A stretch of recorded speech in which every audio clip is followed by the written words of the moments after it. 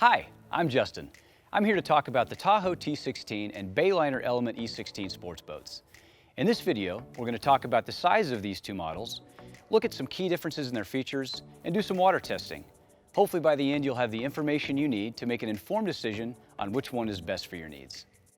At first glance, these two boats appear to be very similar. As you can see in these overhead photographs, they have basically the same layout inside. In addition, the specifications are extremely similar too. Here are some of the key ones. They're both in the 16-foot class range, with the Tahoe coming in just 3 inches longer, but the Bayliner weighing in at about 55 pounds lighter with trailer and motor. So how do you know which one is best for you? Let's take a closer look and find out. Price-wise, the Bayliner has an MSRP of $15,299 with the standard Mercury 60 horsepower motor.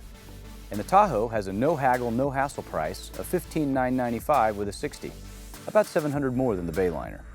Both are available with a 75 horsepower Mercury outboard, which brings the Bayliner package price to $17,564 and the Tahoe package to $17,595.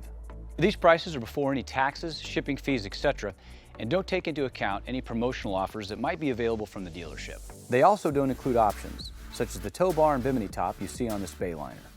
Both boats come as a package that include a standard trailer. With the Bayliner, you can choose between a painted or galvanized trailer, but you can't get both. The Tahoe trailer is custom built for this boat and is galvanized and has a powder coat paint. This is important because galvanized trailers are less susceptible to corrosion, and powder coat paint lasts longer than regular liquid paint. In addition, as you can see here, the Tahoe trailer is welded together while the Bayliner one is bolted.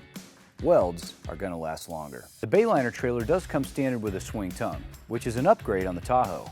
Let's delve a bit deeper into the features of each model. One of the first things you might notice is the aft swim platforms. Both models have port and starboard swim platforms, but notice how on the Bayliner, they're bolted to the hull. On the Tahoe, they're designed and molded into the hull and deck, creating a more unitized structure with less weak spots. Next, let's step inside. As we do, notice how on the Bayliner you have to step on the seat upholstery to get into the boat. That is, unless you're super athletic and can clear the seats with a jump. Most people, though, would rather step into the boat normally without leaving footprints all over the furniture. Notice how on the Tahoe, there are a couple places here at the stern, and then over here on the port side where you can flip up the cushions to step inside. Speaking of cushions, let's take a look at those real quick. On the Bayliner, the cushions aren't attached and therefore have the potential to blow out on the road if the boat's not covered. Tahoe cushions are all attached to prevent this from happening. Under the seat cushions, both models have storage compartments. On the Tahoe, there's smooth finish gel coat. Here's a look at the Bayliner storage compartments for reference. While we're in the compartments, I want to point out how in the port aft compartment of the Bayliner, you'll find the fuel tank. This is also where you'll find the fuel gauge, as well as where you'll need to access if you want to fill up the tank. The Bayliner has a 12-gallon fuel capacity compared to the 13-gallon tank on the Tahoe. On the Tahoe, the fuel tank is located on the center line under the deck and has a remote fill location. It also has a fuel gauge at the console, which makes it easy to see how much gas you have left. Here's the Bayliner one, complete with a combination speedometer and voltmeter. And here's the Tahoe console, with a combination speedometer, fuel, and trim gauges. Speaking of consoles, there's something I want you to see.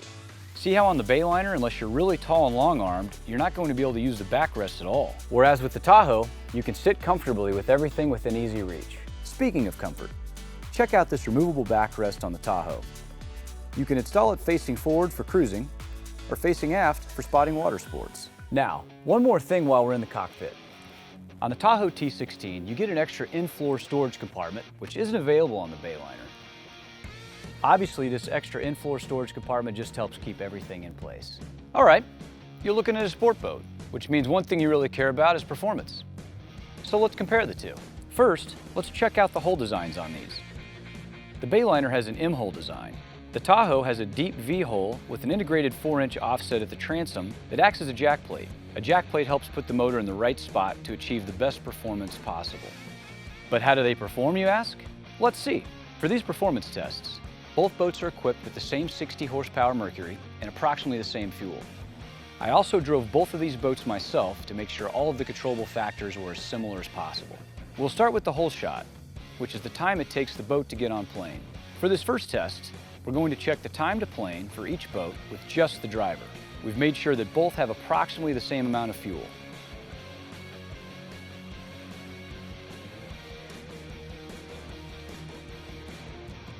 As you can see, the Tahoe got on plane in 5 seconds, while the Bayliner took 7 seconds.